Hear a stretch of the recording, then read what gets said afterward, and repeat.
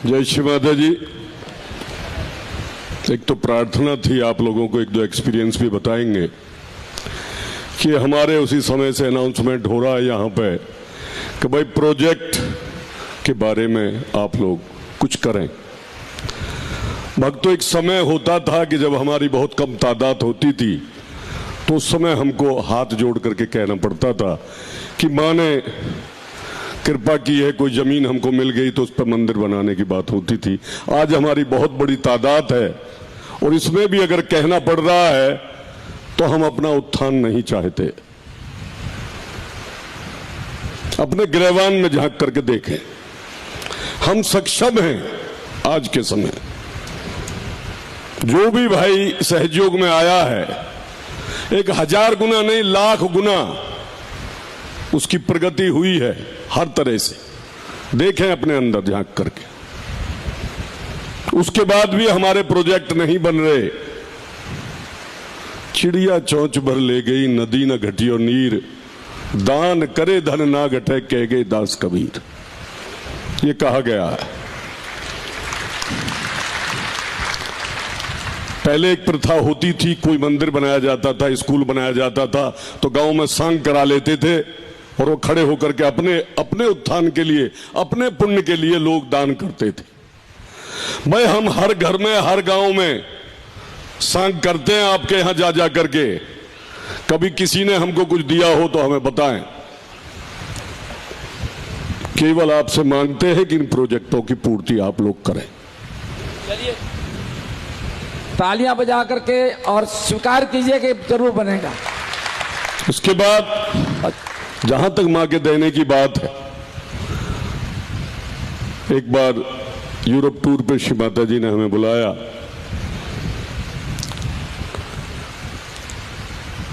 कबेला से स्टार्ट होता था यूरोप टूर। श्री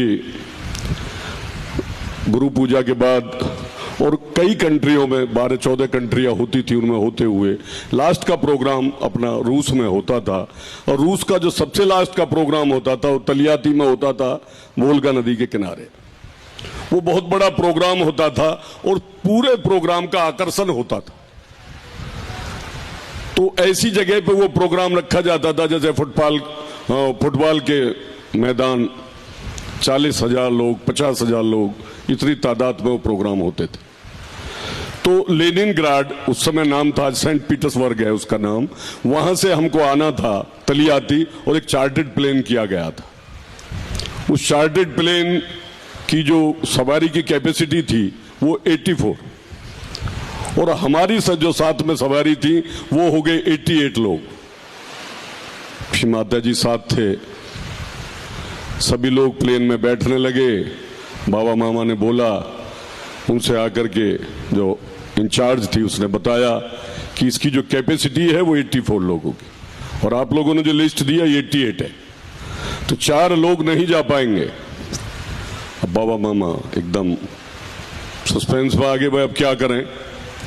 बाबा मामा ने धीरे से बोला, भाई हमारी प्रार्थना है कि आप लोग 4 लोग हमारे किसी तरह एडजस्ट कर लें। उन्होंने कि नहीं, कोई कुछ नहीं हमारे बारे में सोचना, बिल्कुल हम एडजस्ट नहीं करेंगे। बाबा मामा को आखिर कहना पड़ा कि भाई हम में से 4 लोग नहीं जा सकते, तो कोई भी अपनी मर्जी से 4 लोग रुक जाएं।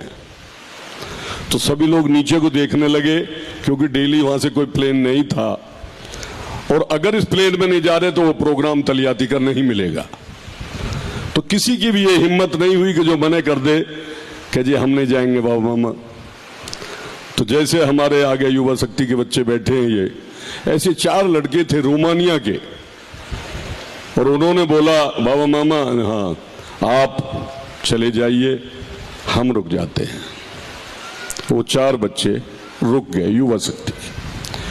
वाकई में दिल हिला देने वाली घटना थी कि बड़े जो ज्यादा उम्र के लोग थे, किसी में ये बात नहीं हुई कि भाई हम रुक जाएंगे। उन 4 बच्चों ने कहा चलिए हम रुक जाएंगे, और वो रुक गए।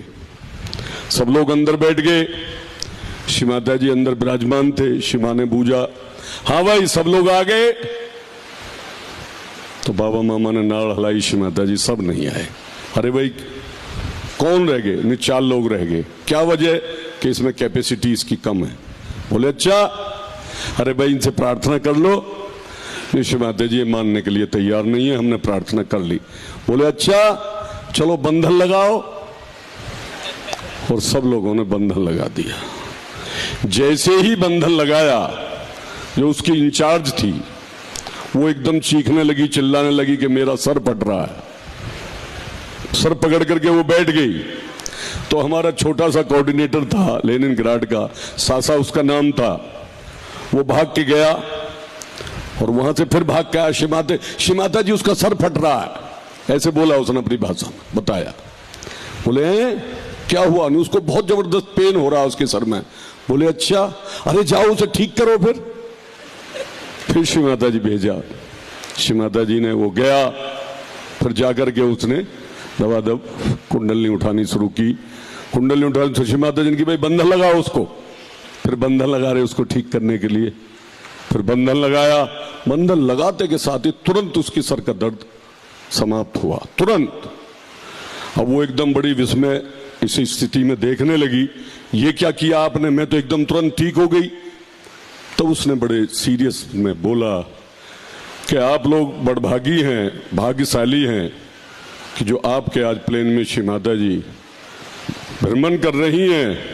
इस संसार के कल्याण के लिए श्री माता जी का जन्म हुआ, सबका उद्धार कर रही हैं। और आप लोग हैं कि हमारे 4 लोगों को आप लोग एडजस्ट नहीं कर पाए, हमने आपसे प्रार्थना की थी। तो वो बोली वेरी सॉरी, मैं क्षमा चाहती हूं। अंदर गई, पायलट से बोला जहाज को रोकिए। दोबारा से सीढ़ी लगवाई गई। चारों लड़के को अनाउंसमेंट हुआ, जब तक वो एयरपोर्ट से बाहर नहीं निकले थे, चारों लड़कों को बुलाया गया, प्लेन में बैठाया गया। उस काम में आधा घंटा लगा। फिर श्री माता जी बात करते रहे। फिर आधे घंटे बाद फिर प्लेन स्टार्ट हुआ। श्री माता जी ने पूछा भाई क्या हुआ? बोले श्री माता जी वो चारों लड़के आ गए। बोले आ गए? मैंने तो नहीं देखे, इधर तो नहीं आए। नहीं श्री माता जी, इनका एक VVIP केबिन होता है, उसमें चारों लड़के जो वहां बैठे हैं। बोले अच्छा भाई वो VVIP केबिन में बैठे हैं? जी श्री माता जी। तो भाई वो तो VVIP हो गए, जो VVIP केबिन में बैठे वो तो जा ही नहीं रहे थे। अब सब चुप। श्री माता जी ऐसे करके बाबा मामा भी चुप हो गए। तो फिर श्री माता जी ने कहा कि आप लोग VVIP क्यों नहीं बने? बताएं, आप लोग VVIP क्यों नहीं बने? और हमारे पास कोई जवाब नहीं था उस समय उस बात का। श्री माता जी ने बोला कि आप लोगों को सबूरी होनी चाहिए। भाइयों, जो आज ट्रस्ट की जिम्मेदारी हमारी, जिन भी हमारे महानुभावों पर आज उनकी ड्यूटी है, कल को आपकी ड्यूटी होगी, परसों किसी तीसरे की ड्यूटी होगी, अगले दिन किसी चौथे की ड्यूटी होगी, लेकिन स्थापित करना है सहयोग को। आज से 10 या 15 साल पहले उस नारगोल में कुछ दिखाई नहीं देता था, केवल एक ट्री दिखाई देता था। मैं अब के साल सहस्रार पूजा पर वहां गया तो वहां पर मंगल हो रहा था, चारों तरफ में जय जयकार हो रहा था, और ये पता लग रहा था कि ये वो स्थान है जहां पर श्री माता जी ने संसार का सहस्रार खोला। आज से 10 से 15 साल पहले छिंदवाड़ा में कुछ भी नहीं था, याद करें आप लोग। आज तरह तरह की बात लोग करते हैं। 15 साल पहले वहां कुछ नहीं था। जिस समय हमारे ट्रस्ट ने अपना कार्यभार संभाला, उस समय पे आज देखिए वहां जाकर के चारों तरफ में आपका बोलबाला है सहयोग का। प्रतिष्ठान पुणे में श्री माता जी ने बनवाया, जगह जगह पर हमारे मंदिर बन रहे हैं। इनकी देखभाल में, इनकी सरपरस्ती में आप लोग सबसे पहले, अगर हिंदुस्तान के संसद को या संविधान को अगर कोई गलत कहता है तो हिंदुस्तान के हर दिल को चोट पहुंचती है। इसी तरह से हमको मान देना चाहिए ट्रस्ट को, जरूरत है, और उन कार्यों को अपना समझ करके आगे बढ़ाना, ये हमारी प्रार्थना है। हम सभी इसी परिवार के आदमी हैं, इसी परिवार में रहने वाले हैं, और इस परिवार की उसको देखना। चलिए, मुक्तिराम जी की जो भावनाएं हैं बहुत सुंदर भावना, और चमत्कार तो बहुत बड़ी बात बता दी इन्होंने। और ये बहुत माँ का नाटक, और ये सीख देने के लिए कि हमको हर चीज के लिए रेडी होना चाहिए।